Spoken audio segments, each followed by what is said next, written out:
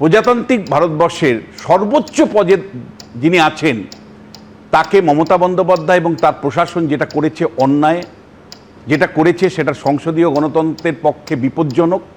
যেটা তারা করেছেন সেটা স্বাধীন ভারতবর্ষে এই ধরনের অপমান রাষ্ট্রপতিকে এর আগে কোনো মুখ্যমন্ত্রী বা তার সরকার করেনি।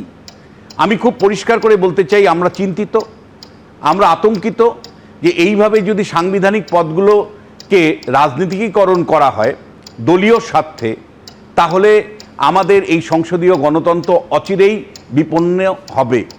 আমি মনে করি যে এর আগে আমি তো কোনো দিন দেখিনি, এক দুটো উদাহরণ ছাড়া, যে সরাসরি বিচারপতির নাম করে কলকাতা হাইকোর্টের বিচারপতিদেরকে তোপ দাগছে তৃণমূল কংগ্রেসের স্বয়ং মুখ্যমন্ত্রী ডাকছেন এবং তাদেরকে বিজেপির সাথে যুক্ত করে দিয়ে মুখ্যমন্ত্রী বলছেন।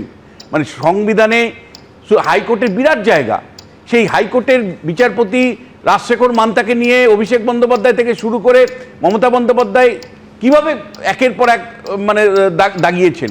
ইলেকশন কমিশন তো প্রতিবারই থাকেন, এবার নয় এসআইআর জন্য স্পেশাল, কিন্তু যেবার এসআইআর থাকে না সেইবারও মমতা বন্দ্যোপাধ্যায় কী ধরনের মানে কার্যত শত্রু বানিয়ে ফেলেন। তিনি আর্মিকে শত্রু বানিয়ে ফেলেন, আর্মি কুপ হন। তিনি একের পর এক রাজ্যপাল যারা আসেন তাদেরকে তিনি প্রতিপক্ষ বানান, আবার যখন তার প্রয়োজন হয় তাকে ফুলমালা দিয়ে আলাদা করে মর্যাদা দেন। ফলে আমি তো বলতে চাই যে মমতা বন্দ্যোপাধ্যায়ের রাজনীতি যেটা পপুলিস্ট পলিটিক্স, সেখানে প্রতিপক্ষ বা এনিমি বানানোটা মানে এটাই তার মানে রাজনীতির বৈশিষ্ট্য।